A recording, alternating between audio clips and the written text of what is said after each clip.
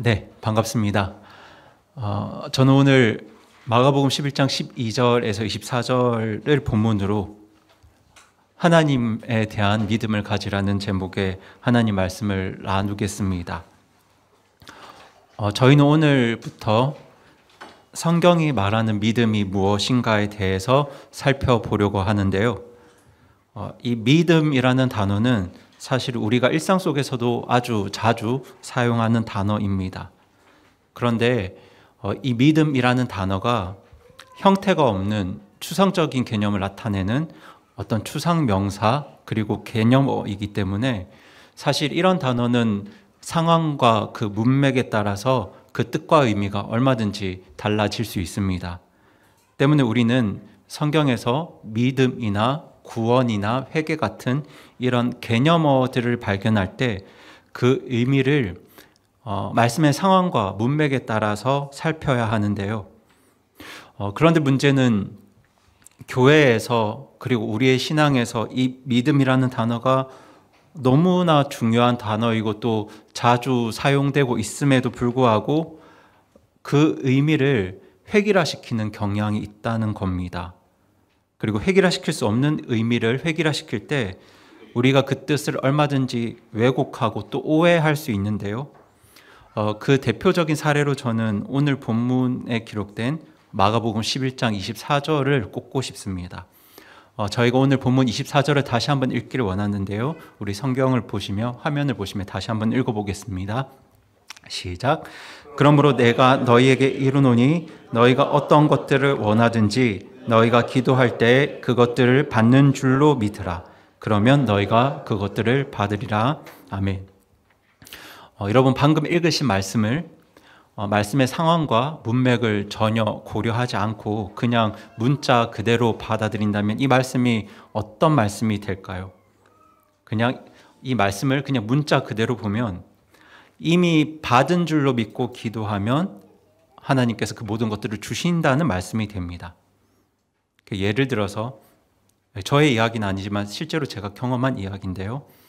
어떤 형제가 정말 연애하고 싶고 결혼하고 싶은 자매가 있었는데 너무 간절하니까 하나님께서 그 사람을 이미 내게 주신 줄로 믿고 기도했고 그러고 그렇게 기도하면 정말 그 사람이 나의 배우자가 된다는 말씀이 이런 말씀이 됩니다. 사실 이 말씀을 믿고 그 친구가 그렇게 기도를 했었거든요. 이 말씀을 이렇게 믿고 짝사랑하는 상대에게 가서 자매님, 하나님께서 자매님을 제게 주신 줄 믿고 기도했습니다. 그러니까 하나님께서 자매님을 저에게 반드시 주실 겁니다. 그러니 우리 결혼을 전제로 교제해 봅시다 라고 말하는 상황도 충분히 벌어질 수 있고 또 벌어졌었습니다. 물론 그 두 분은 교제하거나 결혼한 적은 없습니다. 다른 분과 결혼해서 살고 있는데요.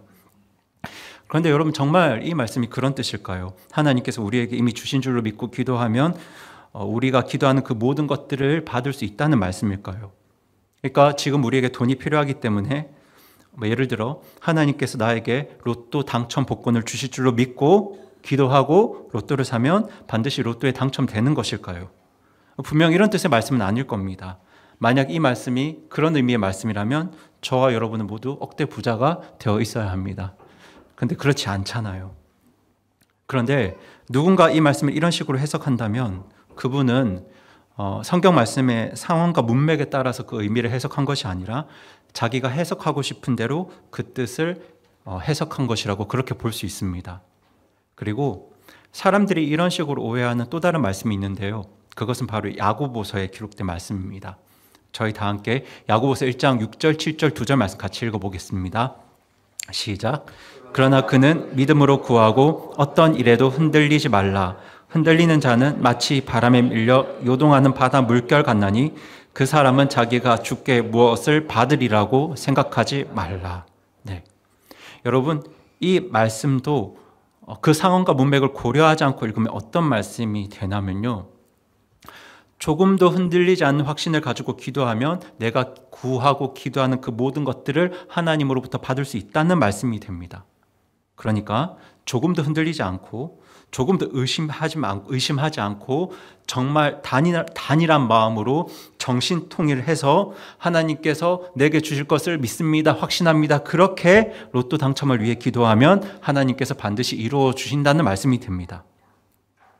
그런데 여러분, 이 말씀을 이런 식으로 해석하면 우리가 기도하는 것들을 받지 못하는 이유가 뭐가 되냐면 의심했기 때문이 되어버립니다. 흔들렸기 때문에, 의심했기 때문에 기도 응답을 받지 못하는 게 되어버립니다.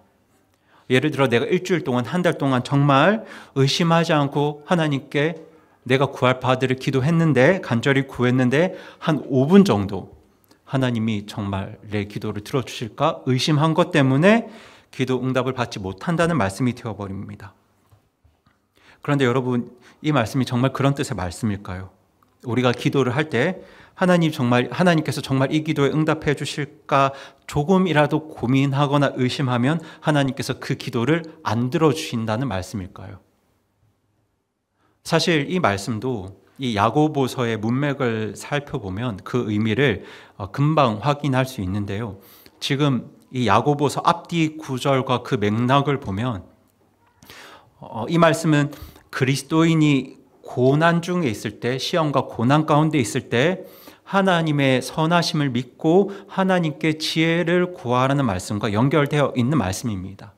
그러니까 우리가 아무리 구원을 받았다 할지라도 고난 가운데, 시험 가운데 하나님의 선하심을 믿는다는 건 결코 쉬운 일이 아니지 않습니까? 하지만 그럴 때라도 하나님의 선하심과 신실하심을 믿는 성도들은 하나님을 원망하기보다, 믿음에서 떠나기보다 하나님께 지혜를 구한다는 말씀이 바로 이 야고보서 말씀의 의미입니다. 그래서 우리가 이 앞에 있는 야고보서 1장 5절을 같이 한번 읽어보겠습니다. 시작.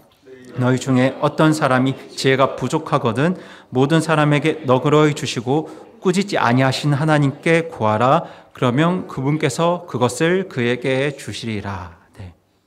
보시는 것처럼 이 말씀은 고난 중에도, 시험 중에 있을 때에도, 그러니까 하나님을 믿기 어려운 순간에도 하나님께 지혜를 구할 때 선하신 하나님께서 내게 지혜를 주실 것을 의심하지 말라는 말씀입니다.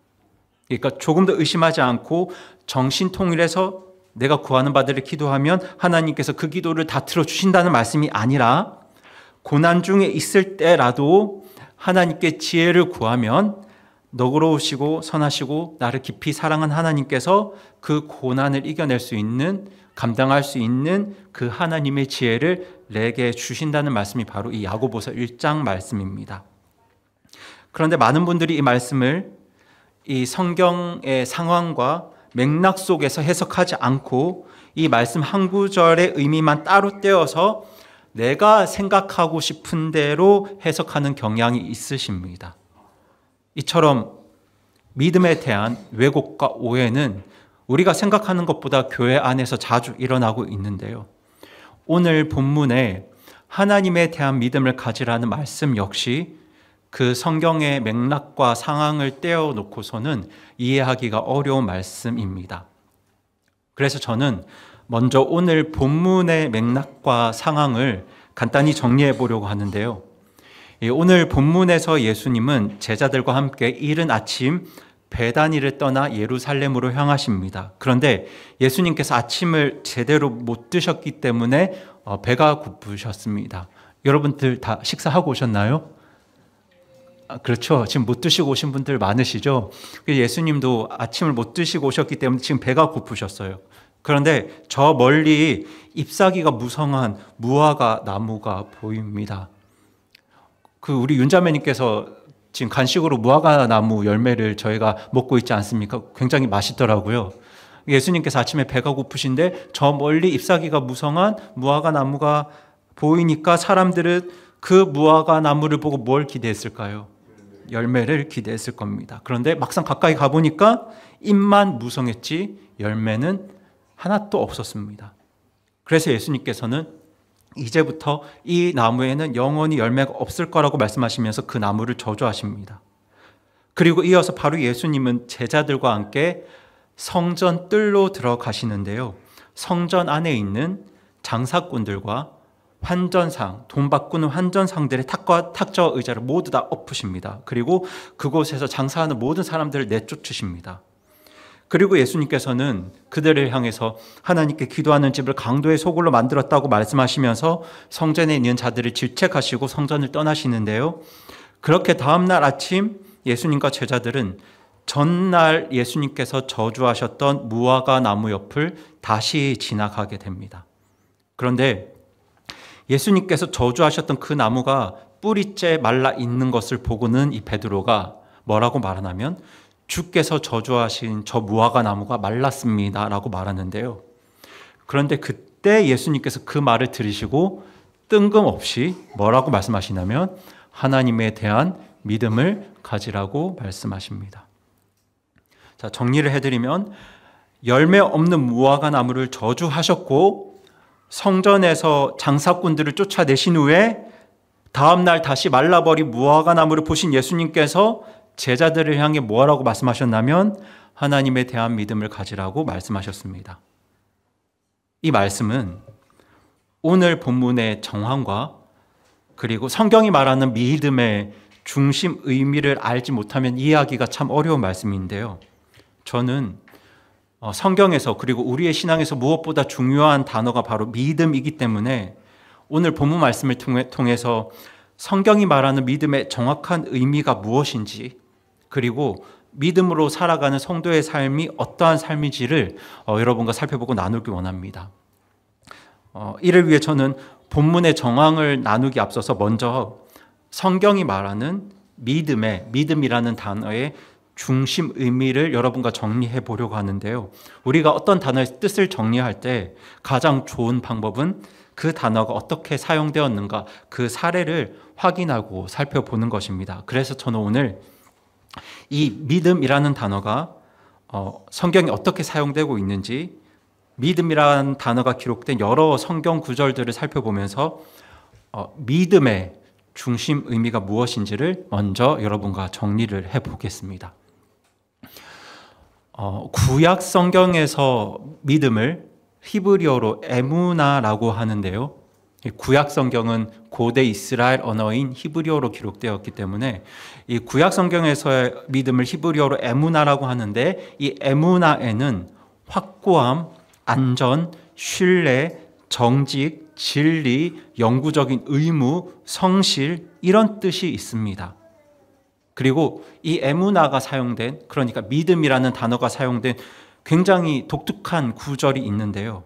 그 구절은 바로 출애굽기 17장 12절입니다.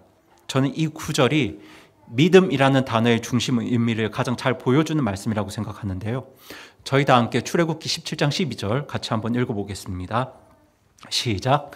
그러나 모세의 손이 무거워짐에 그들이 돌을 가져다가 그의 밑에 놓아 그가 그 위에 앉게 하고 아론과 훌이 하나는 이쪽에서 다른 하나는 저쪽에서 그의 손을 붙들어 올렸더니 그의 손이 해가 질 때까지 그대로 있더라. 네.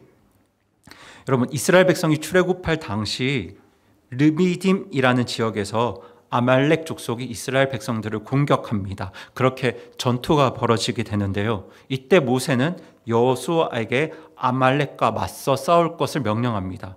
그리고 모세는 산 꼭대기에 올라가서 손을 들고 하나님께 기도하는데요. 이때 모세가 손을 들면 이스라엘이 이기고 모세가 손을 내리면 이스라엘이 지게 됩니다.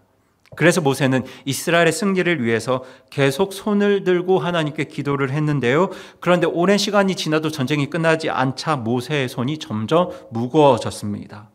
그때 아론과 훌이 돌을 가져다가 모세를 그 자리에 앉게 했고 두 사람이 모세의 손을 붙잡고 버텨서 결국 이스라엘이 전쟁에서 승리하게 되는데요.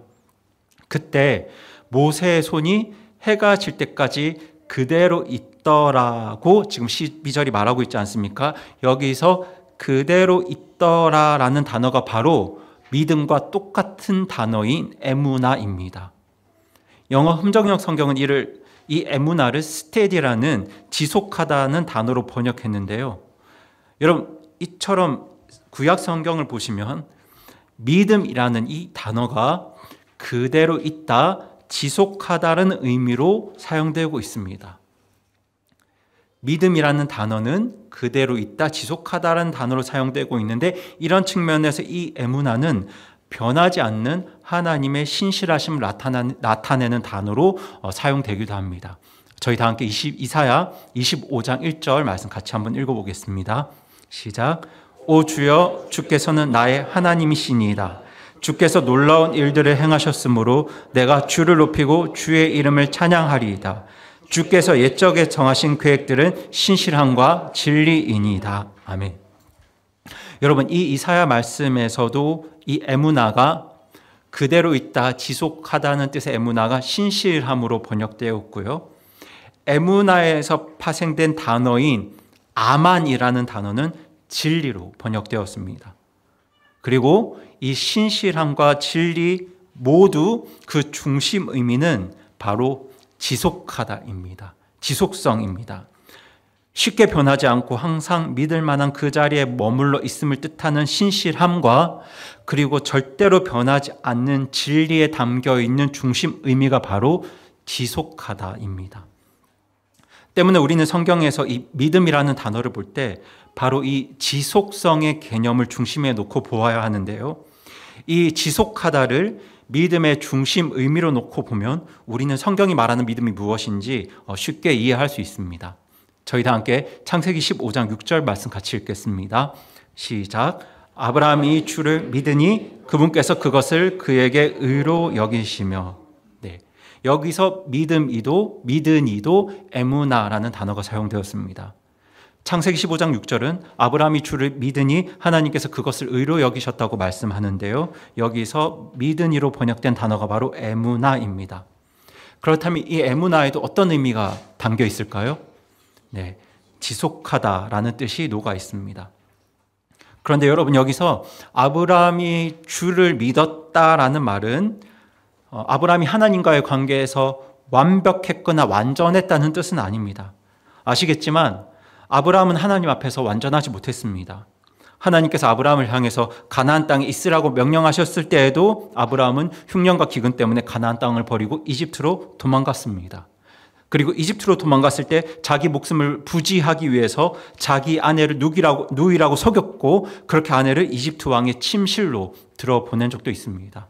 물론 하나님께서 막으셨지만요. 그뿐만이 아니죠. 하나님은 아브라함의 본처인 사라를 통해서 아들을 주실 것을 약속하셨는데, 이 아브라함은 그 하나님의 응답을 기다리지 못하고 자기 여종을 통해서 아들을 낳은 적도 있습니다. 그렇게 아브라함은 하나님 앞에 완벽하거나 완전했던 사람이 결코 아닙니다. 하나님의 길에서 수없이 벗어난 사람입니다. 그렇게 아브라함은 하나님 앞에 퍼펙트하거나 온전한 사람이 아니었는데요. 그럼에도 불구하고 성경이 아브라함을 향해서 뭐라고 이야기하고 있냐면 아브라함이 주를 믿었다고 말하고 있습니다. 그리고 하나님께서는 그의 믿음을 의로 여기셨다고 말씀하고 있는데요. 그렇다면 여기서 아브라함의 믿음은 과연 어떤 의미일까요? 아브라함이 주를 믿었다는 이 말씀의 뜻은 과연 어떤 뜻일까요? 바로 우리가 지속하다라는 이 의미를 가지고 이 아브라함의 믿음을 보아야 하는데요. 이 지속하다를 믿음의 중심 의미로 두고 아브라함의 믿음을 보았을 때, 이 아브라함의 믿음은 주의 길에서 수없이 벗어나더라도 그래도 끝까지 그 하나님의 길을 포기하지 않고 벗어날 때마다 다시 주의 길로, 하나님의 길로 돌아가려는 하나님을 향한 아브라함의 그 지속적인 마음과 의지와 삶을 뜻합니다. 그러니까 수없이 주의 길에서 벗어나서 실패하더라도 다시 하나님께로, 주의 길로 돌아가려는 그 아브라함의 의지와 삶, 그렇게 완벽하지는 않을지라도 하나님과의 관계를 그래도 지속적으로 이어가려는 그 아브라함의 삶을 가리켜서 성경은 아브라함의 믿음이라고 말하고 있습니다. 이처럼 성경에 기록된 믿음에는 이 지속하다라는 의미가 아주 비중 있게 담겨 있는데요. 이 아브라함의 믿음을 의로 여기셨다는 이 창세기 말씀은 신약 성경에도 그대로 이어지고 있습니다. 저희 다 함께 로마서 4장 3절 말씀 같이 읽겠습니다. 시작. 성경 기록이 뭐라고 말하느냐? 아브라함이 하나님을 믿음에 그것이 그에게 의로 여겨졌느니라 하느니라. 네.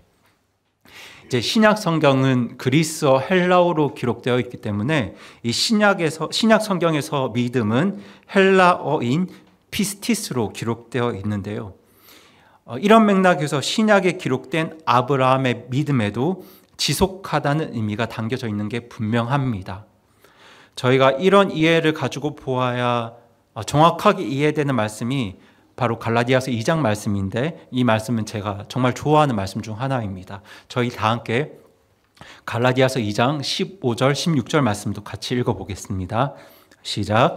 우리는 본래 유대인이요 이방인에 속한 죄인이 아니지만 사람이 율법의 행위로 의롭다 인정받지 아니하고 예수 그리스도의 믿음으로 의롭다 인정받는 줄 알므로 우리도 예수 그리스도를 믿었나니 이것은 우리가 율법의 행위가 아니라 그리스도의 믿음으로 의롭다고 인정받으려 함이라. 율법의 행위로는 어떤 육체도 의롭다고 인정받을 수 없느니라. 아멘. 이 갈라디아서는 한번 그리스도를 믿고 구원받은 사람이라 할지라도 할례를 받지 않거나 율법을 지키지 않으면 구원을 잃어버릴 수 있다는 이단적 가르침에 맞서 기록된 말씀인데요. 지금 갈라디아서를 기록한 바울은 우리가 구원받고 의롭게 되는 것은 율법의 행위가 아니라 그리스도의 믿음 때문이라고 말합니다.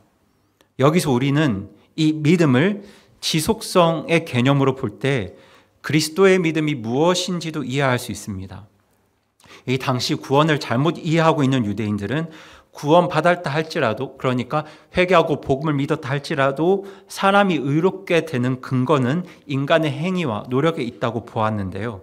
그래서 구원을 받았어도 할례를 받고 율법을 지켜야 그 구원이 사라지지 않는다고 가르쳤습니다. 하지만 바울은 사람이 의롭게 되는 그 핵심이 사람의 믿음이 아니라 그리스도의 믿음이라고 말합니다. 사람의 노력과 행위와 어떤 수고를 통해서 그가 의롭게 되는 것이 아니라 우리를 향한 그리스도의, 예수님의 어떤 지속적인 사랑과 지속적인 수고와 지속적인 노력 때문에, 그러니까 그 그리스도의 믿음 때문에 우리가 의롭게 될 수 있다고 그렇게 말하는 겁니다. 그런데 여러분, 정말 그렇습니다. 사람이 구원받을 때, 그러니까 우리가 구원받을 때 분명 사람의 믿음이 필요합니다. 필요한 게 사실입니다. 그래서 갈라디아서 말씀에도 우리도 예수님을 믿었다라고 말하고 있습니다. 하지만 우리가 의롭게 되는 그 결정적인 근거는 우리의 믿음에 있는 것이 아니라, 사람의 믿음에 있는 것이 아니라 누구의 믿음에 있다고요? 네, 그리스도의 믿음에 있습니다. 그래서 저는 사실 이 그리스도의 믿음을 그리스도의 신실함으로 번역하는 게 더 좋은 번역이라고 생각하는데요.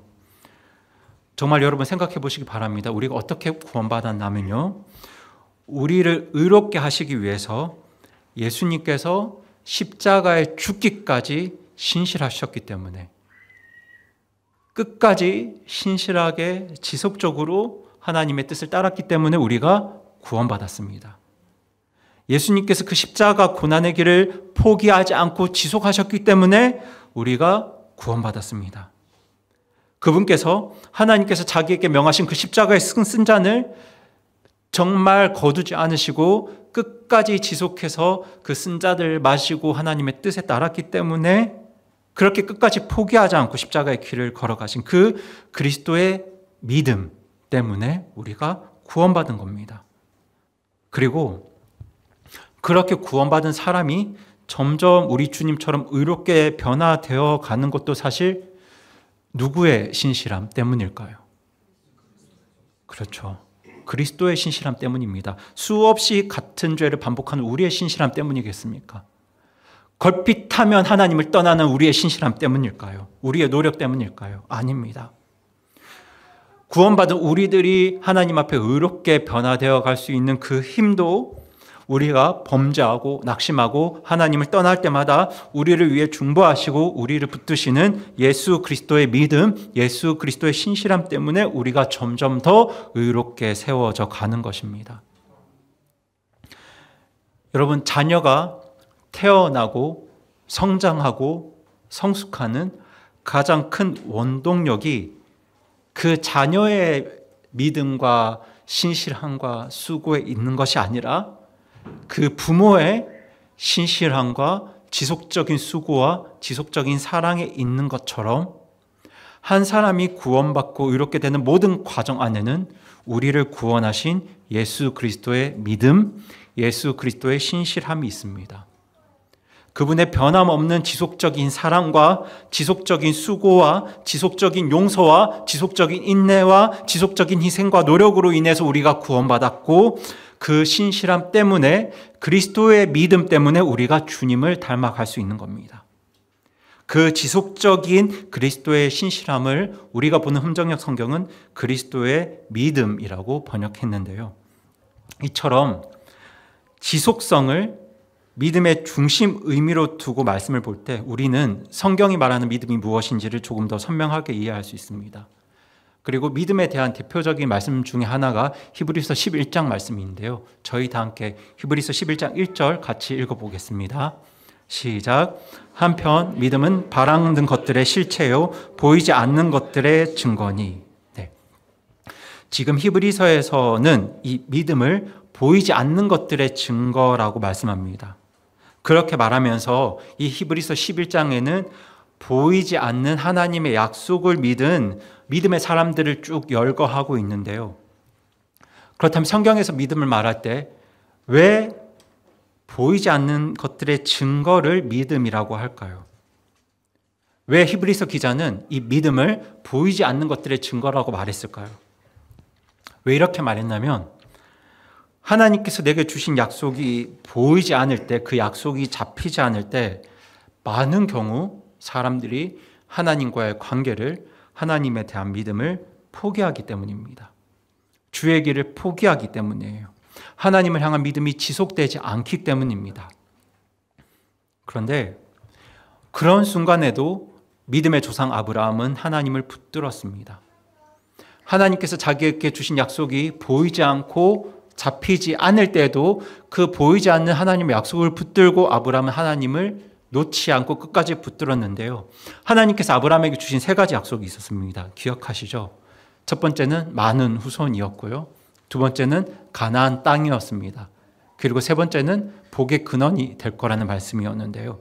하나님께서 정말 아브라함에게 많은 후손과 가나안 땅과 복의 근원에 대한 세 가지 약속을 주셨지만 사실 100년이 지나도 아브라함의 삶 가운데는 그 어느 약속 하나 제대로 보이지 않았고 손에 잡히지 않았습니다. 많은 후손을 약속하셨는데 뭐도 없었으니까요. 아들 하나도 없었으니까요. 그런데 그때 아브라함은 보이지 않는 하나님의 약속을 붙들고 지속적으로 주의 길을 걸었습니다. 포기하지 않고 하나님의 의를 구했습니다. 끝까지 하나님 말씀에 순종했습니다. 벗어나도 다시 하나님께로 돌아왔습니다. 그렇게 보이지 않는 하나님의 약속을 붙드는 그 믿음이 하나님과의 관계를 지속하게 하는 힘이기 때문에 히브리서는 믿음을 보이지 않는 것들의 증거라고 말씀합니다. 우리가 앞서 살펴본 야고보서도 마찬가지입니다. 우리가 고난과 시험 중에 있을 때 야고보서는 하나님의 선하심을 믿고 그분께 뭘 구하라고 말씀하나요? 네, 지혜를 구하라고 말씀하죠.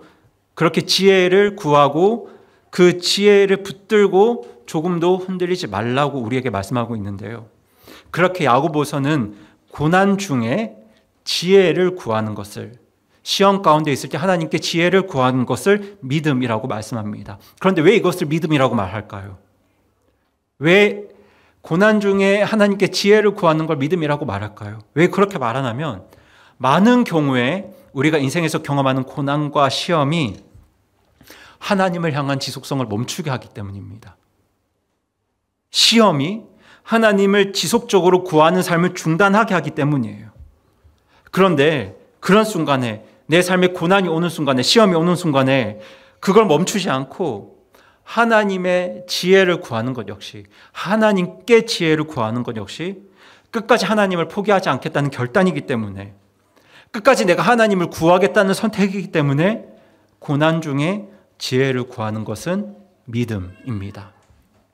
이처럼 성경에 기록된 모든 믿음 안에는 어떤 형태로든 어떤 의도로든 지속하다는 의미가 강하게 담겨져 있는데요. 이 지속하다는 관점에서 믿음을 이해할 때 우리는 오늘 본문에 기록된 하나님에 대한 믿음을 가지라는 말씀의 의미를 정확하게 이해할 수 있다고 믿습니다. 그래서 저는 이런 이해를 가지고 다시 본문으로 돌아와서 말씀을 살펴보려고 하는데요. 오늘 본문 마가복음 11장 12절에서 14절에서 예수님은 잎사귀는 무성했지만 무엇이 없는 나무를 저주하셨죠? 네, 열매가 없는 무화과 나무를 저주하셨습니다. 그리고 이어지는 15절부터 19절까지 예수님은 성전 안에서 장사하는 사람들을 내쫓으시고 그들을 책망하셨어요. 그리고 다음날 예수님은 말라버린 무화과 나무를 보시면서 하나님에 대한 믿음을 가지라고 말씀하시는데요. 여러분, 이 말씀의 맥락을 볼 때 열매 없는 무화과 나무와 성전에서 장사하는 사람들과 하나님에 대한 믿음을 가지라는 이 말씀은 서로 아주 깊은 연관이 있는 말씀들입니다. 여러분, 예수님께서 열매 없는 무화과 나무를 저주하신 이유가 무엇이었냐면요, 예수님이 배가 고프신데 먹을 게 없어서가 아닙니다. 그게 아니에요.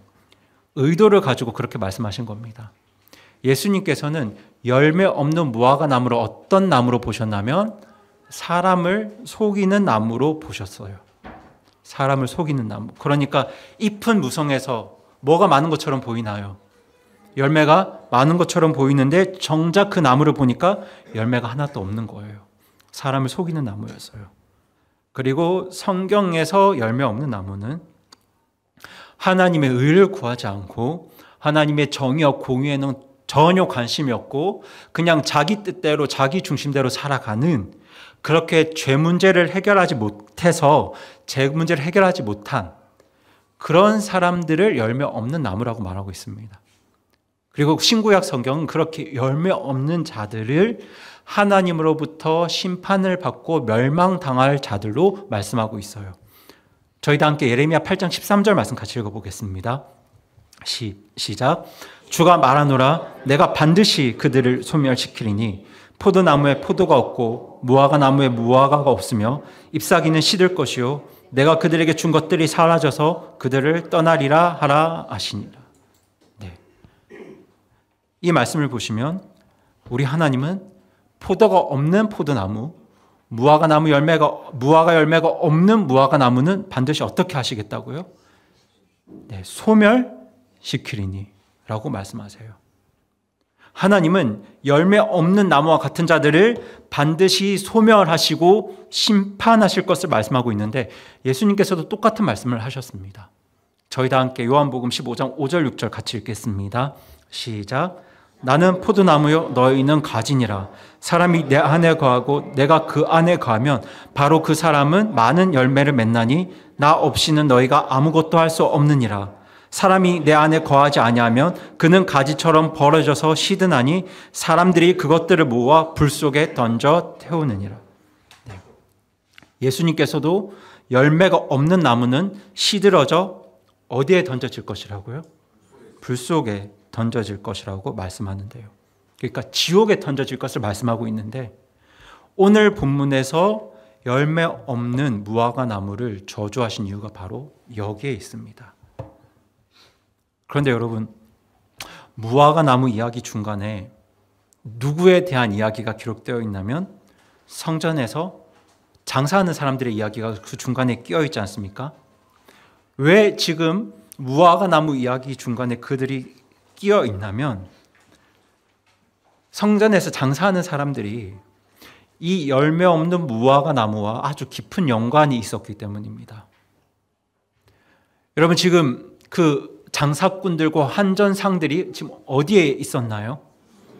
네, 성전에 있었습니다. 성전에서 일하는 사람들이었어요. 오늘날로 치면 이게 어디에서 일하는 분들일까요? 그렇죠. 교회에서 일하는 분들인 거예요. 그러니까 겉으로 보면 잎사귀가 무성한 무화과 나무처럼 이 신앙의 열매가 가득한 사람들처럼 보이는 거예요. 그런데 예수님께서 그들을 내쫓으십니다. 성전에서 비둘기 파는 자들과 돈 바꾸는 환정상들, 그 탁자 의자를 다 뒤집어 엎으시는데요. 성경에서 참으로 드물게 발견되는 예수님께서 분노하시는 모습입니다. 그런데 예수님께서 왜 이렇게 분노하셨을까요? 예수님께서 왜 그들의 탁자와 의자를 뒤집어 엎으셨을까요?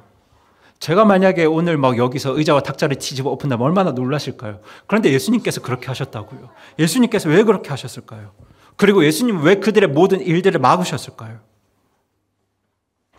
바로 그들과 연관되어 있는 누군가가 ip사귀는 무성했는데 뭐가 없었을까요? 네, 열매가 없었기 때문입니다. 여러분 성경에서 열매가 없다고 말할 때 여러분들이 그걸 가볍게 받으시면 안 됩니다. 왜냐하면 예수님도 예레미야 대언자도 열매 없는 자가 어떻게 될 것을 말씀하고 있나요? 불 속에 던져지고 소멸되고 심판받을 것을 말씀하고 있기 때문에 여러분들이 성경에서 열매가 없다는 그 말을 여러분들이 절대로 가볍게 받아들이시면 안 됩니다. 여러분, 성경에서 열매가 없다는 말은 그들에게 어떤 하나님의 의도 발견할 수 없다는 말이고 어떤 공의와 정의와 하나님의 그 바른 길을 그 산 가운데 그 사람 안에서 찾을 수 없다는 말입니다. 때문에 열매가 없고 하나님의 의가 전혀 없다는 말은 그곳에 그 사람의 삶에 죄와 불의와 하나님 보시기에 그 악만 판치고 있다는 뜻입니다. 때문에 열매가 없다는 말을 여러분들이 절대로 가볍게 넘겨서는 안 됩니다. 그런데 여러분, 지금 이 사람들이 일하는 곳이 어디였습니까? 바로 하나님의 성전이었습니다. 무엇보다 하나님의 의로 가득한 곳이어야 합니다. 하나님의 공의와 정의로 충만한 곳이어야 합니다. 그런데 하나님의 성전에서 일하고 있는 그 사람들에게서, 그리고 그들과 연관된 누군가에게서 그 어떤 의의 열매도 하나님의 열매도 보이지 않았던 겁니다. 어떤 공의와 정의의 모습도 조금도 보이지 않습니다. 그곳이 거룩하신 하나님의 성전임에도 불구하고 하나님의 공의와 정의로 충만해야 하는 곳임에도 불구하고 그곳에는 그 사람들 삶 가운데는 죄와 불의와 죄악만 판치고 있었습니다. 그리고 이들의 죄와 불의가 어떠했는지 우리가 예수님의 말씀을 통해서 확인할 수 있는데요. 저희 다 함께 마가복음 11장 17절 말씀 같이 읽겠습니다. 시작. 그들에게 말씀하시며 가르치시되 기록된 바 내 집은 모든 민족들에 의해 기도하는 집이라 불리리라 하지 아니하였느냐. 그런데 너희가 그것을 강도들의 소굴로 만들었도다 하시매. 네. 지금 예수님은 그들이 하나님의 집을 뭘로 만들었다고요? 네, 강도의 소굴로 만들었다고 말씀하고 계세요. 그런데 이 당시에 성전에서 어떤 일들이 있었는지 그 기록들을 보면 예수님께서 왜 이렇게 말씀하셨는지 충분히 이해가 됩니다. 여러분, 당시 유대인들이 하나님께 제사를 드릴 때 어떤 짐승을 드려야 했냐면 흠없는 짐승을 제물로 드려야 했거든요. 그런데 성전으로 가는 길에 그 짐승이 부정한 것을 접하게 되면 흠이 생기지 않습니까? 그러면 다시 집으로 돌아가서 흠없는 짐승을 구해서 성전으로 가야 했습니다. 그런데 그나마 집이 성전에서 가까우면 다행이지만 대부분의 유대인들은, 특별히 디아스포라 유대인들은 성전에서 아주 멀리 살았기 때문에 집에서부터 흠 없는 희생물을 성전까지 가져오는 일이 절대로 쉽지 않았습니다. 그래서 당시 대부분의 사람들은 성전 뜰에서 흠 없는 짐승을 돈을 주고 사서 제사를 드렸습니다. 그래서 성전 뜰에는 제물로 드릴 짐승과 비둘기를 파는 장사꾼들이 있었고요. 그리고 성경을 보시면 어떤 사람들도 있었나요? 네, 돈을 바꿔주는 환전상들도 있었는데요. 환전상들이 있었던 이유는 바로 성전세 때문입니다. 유대인 성인 남자들은 적어도 1년에 한 번은 성전세를 바쳐야 했는데요. 이게 출애굽기 말씀에 기록되어 있습니다. 그런데 이 당시에 성전을 찾는 사람들은 대부분 로마 동전을 사용하거나 아니면 항구 도시 두로에서 제작된 두로 동전을 사용했습니다. 그런데 이 로마 동전에는 누구의 모습이 새겨져 있냐면 로마 황제의 모습이 새겨져 있었고요. 이 두로 동전에는 두로의 수호신인 헤라클레스의 모습이 새겨져 있었기 때문에 이 로마 동전과 두로 동전은 성전에서 성전세로 받을 수가 없었습니다. 그래서 성전뜰에는 이 동전을 아무 그림도 없는 깨끗한 성전용 동전으로, 말하자면 성전용 동전으로 바꿔준 이런 환전상들이 있었는데요. 그런데 사실 이 일 자체가 나쁜 일인가 생각해 볼 때 그렇진 않거든요. 멀리서 흠없는 짐승을 이렇게 데리고 오기 힘든 자기 동족들을 위해서 흠없는 짐승을 이렇게 성전 뜰에서 제값을 주고 사고 파는 게 뭐 그렇게 나쁜 일일까요? 그리고 로마 동전, 두로 동전을 성전세로 납부할 수 없으니 제대로 그 동전을 바꾸어져서 성전세를 납부하도록 하는 그 일이 뭐 그렇게 나쁜 일이겠습니까? 그런데 예수님은 지금 이들이 하는 일을 뭐라고 말씀하고 계시죠? 네, 강도짓이라고 말씀하고 계세요. 예수님께서 왜 이렇게 말씀하고 계시냐면 당시 성전 뜰에서 행해졌던 이 재물 판매와 이 동전을 환전하는 일에 있어서 제사장들의 이권이 개입해 있었기 때문입니다. 자, 당시 사람들이 성전세를 납부하기 위해 교환하는 동전과 특별히 제사를 드리기 위해서 성전 뜰에서 구매하는 짐승은 정결해야 했습니다. 흠이 없어야 했어요. 그렇게 정결한, 하나님 보실 때 정결한 어떤 동전이나 정결한 짐승이어야지 하나님 말씀에 따라서 나의 죄를 깨끗게 하는 어떤 희생물이 될 수 있었습니다. 그런데 그 당시에 제사장들이 어떻게 했냐면 그 제사장들이 그 동전이나 짐승에 문제가 있어도 그것이 성전 안에 그 상인들이 판 물건이면 제사장들이 그 모든 것들을 정결하다고 인정해 주었습니다. 대신 뭘 챙겼을까요? 네, 그 장사꾼들로부터 뒷돈을 챙겼습니다. 그러니까 당연히 이 장사꾼들과 환전 상대는 많은 이득을 남겼겠죠. 정결하지 못한 짐승을 정결한 짐승의 값으로 받았으니까요. 문제가 있는 동전인데 문제가 없는 동전의 값을 받고 환전해 주었으니까요. 이들이 정말 많은 이득을 남겼겠죠. 그런데 누구도 많은 소득을 얻었을까요? 이 제사장들도 그랬습니다. 하나님께 드릴 제물과 동전의 정결함을 확인해야 할 제사장들이, 하나님의 사람들이 이 장사꾼들과 한패였기 때문에 이 장사꾼들이 문제 있는 짐승을 받는 게 전혀 문제가 되지 않았습니다. 그러니까 사람들도 울며 겨자 먹기로 누구에게서 재물을 살 수밖에 없었냐면 그 성전 뜰 안에 있는 상인들에게서 재물을 살 수밖에 없었습니다. 왜냐하면 내가 잡아온 비둘기나 짐승은 조그만 흠이 있어도 제사장들이 받아주지 않았는데요. 성전 뜰에서 산 짐승은 여기저기 상처가 있어도 누가 받아주니까요. 제사장들이 받아주니까 결국은 조금 비싸더라도 누구에게서 짐승을 살 수밖에 없었을까요? 근데 그 성전 뜰에 있는 상인들에게서 짐승을 살 수밖에 없었던 겁니다. 여러분, 지금 그런 죄와 불의가 어디에서 벌어지고 있나요? 네, 하나님의 성전에서 버젓이 벌어지고 있는 거예요. 여러분, 지금 장사꾼들과 환전상들이 성전 뜰에서 이런 일들을 버젓하게 할 수 있었던 이유는 당시 종교 지도자들과의 거래가 있었기 때문에 이 일이 가능했던 겁니다. 때문에 예수님께서 지금 성전에서 장사꾼들을 내쫓으신 건 당시 성전 운영 이권에 개입한 이 종교 지도자들에 대한 경고였습니다. 그래서 여러분, 이 사건 이후에 누가 분노하는 줄 아시나요? 상인들이 아닙니다. 환전상들이 아니에요. 종교 지도자들이 분노합니다. 서기관과 제사장들이 분노합니다. 저희 다 함께 마가복음 11장 18절 말씀 같이 읽겠습니다. 시작. 서기관들과 수제사장들이 그 말을 듣고 어떻게 자기들이 그분을 죽일까 꾀하니 이는 모든 사람들이 그분의 교리에 깜짝 놀랐으므로 그들이 그분을 두려워했기 때문이더라. 네. 보시는 것처럼 예수님이 장사꾼들을 내쫓으실 때 대부분의 사람들은 예수님이 두려워서 성전에서 그 사고 파는 일을 멈추었습니다. 그 일을 멈추었거든요. 그러니까 어떻게 보면 성전 이권 사업이 다 중단된 겁니다. 그런데 누가 분노하나요? 네. 이 사업에 개입되어 있는 서기관들과 수제사장들이 분노하는 거예요. 그래서 그들은 어떻게 하면 예수님을 죽일 수 있을까 꾀하게 됩니다. 여기서 우리는 잎사귀는 무성하지만 열매가 전혀 없는 무화과 나무가 누구를 가리키고 있는지 알 수 있는데요. 그들이 누구인가요? 바로 서기관들과 수제사장들입니다. 당시 종교 지도자들입니다.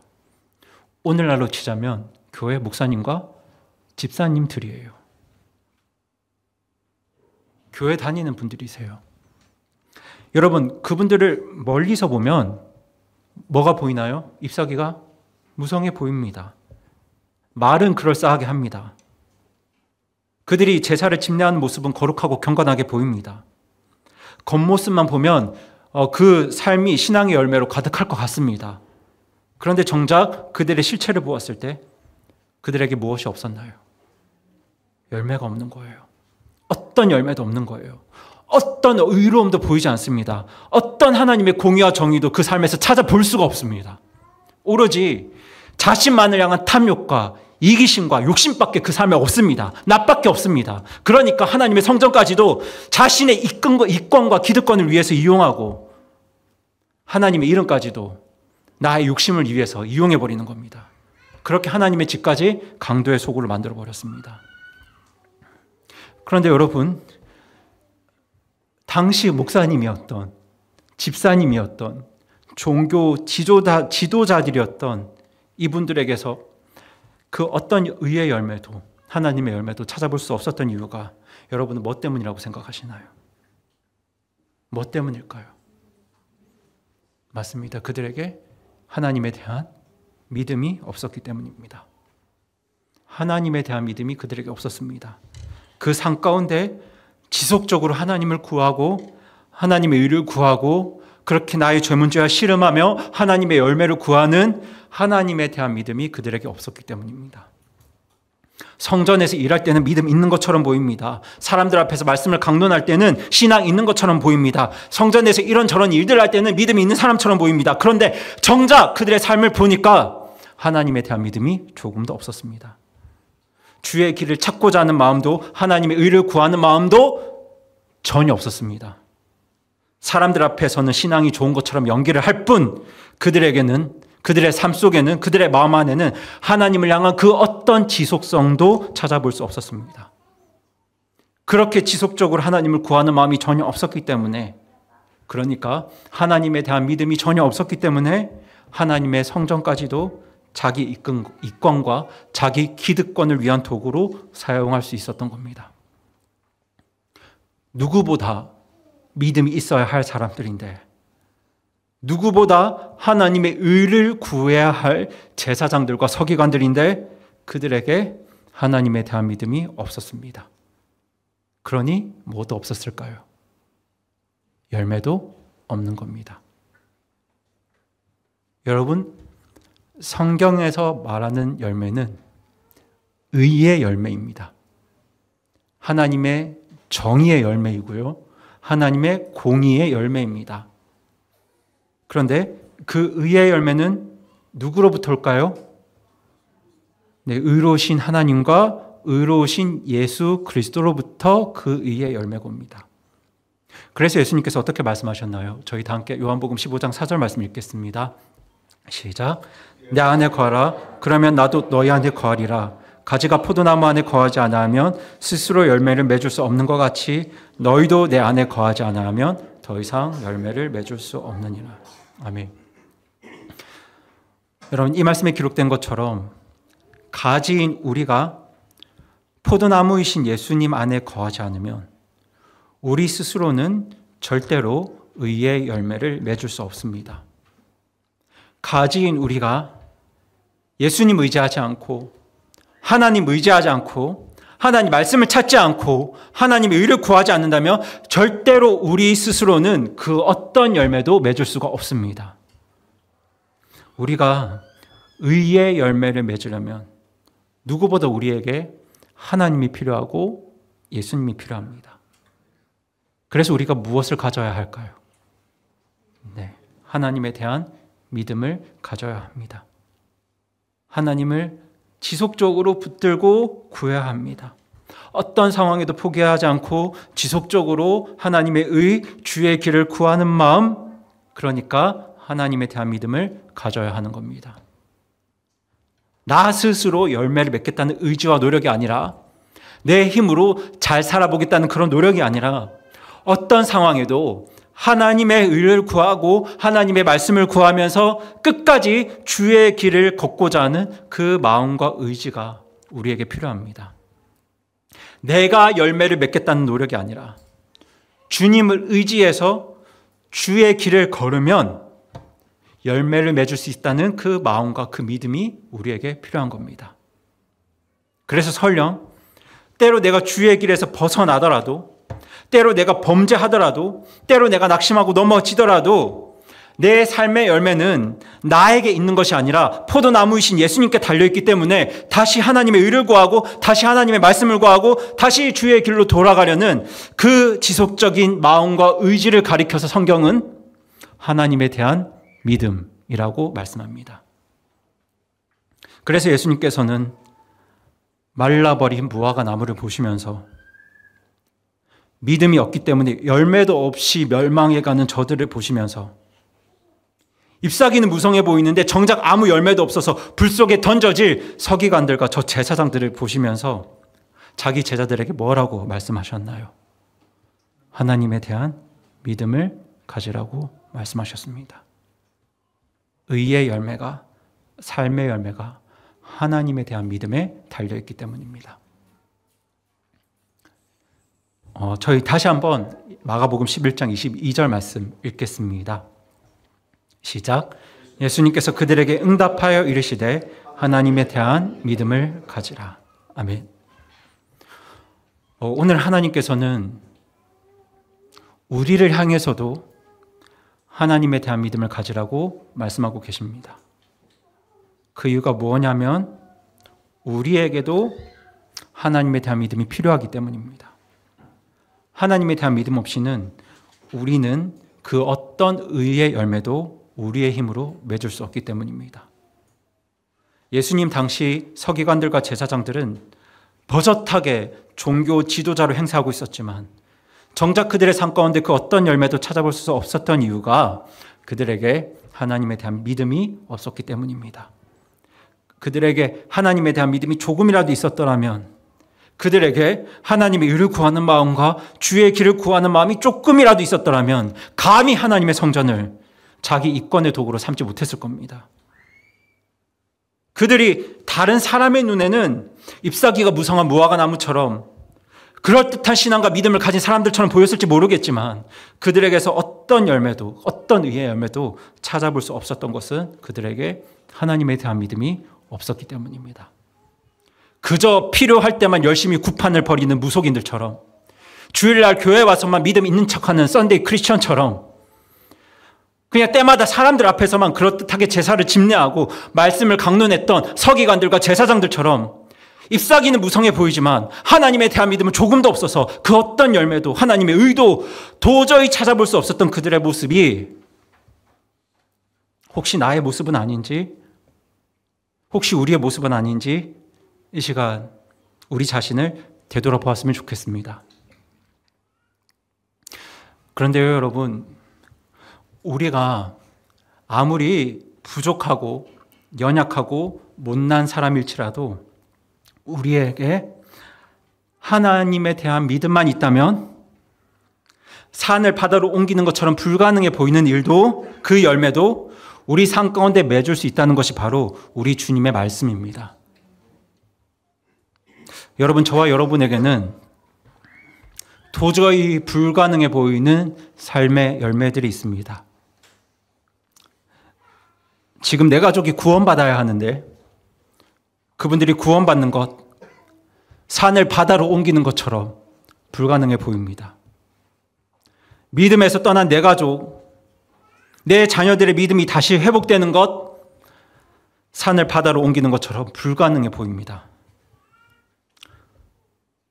지난 과거 상처로 얼룩지어 있는 내가 하나님의 의를 이루는 가정을 세우는 것, 내 가정을 하나님의 정의와 공의로 충만하게 하는 것, 산을 옮기는 것처럼 불가능해 보입니다.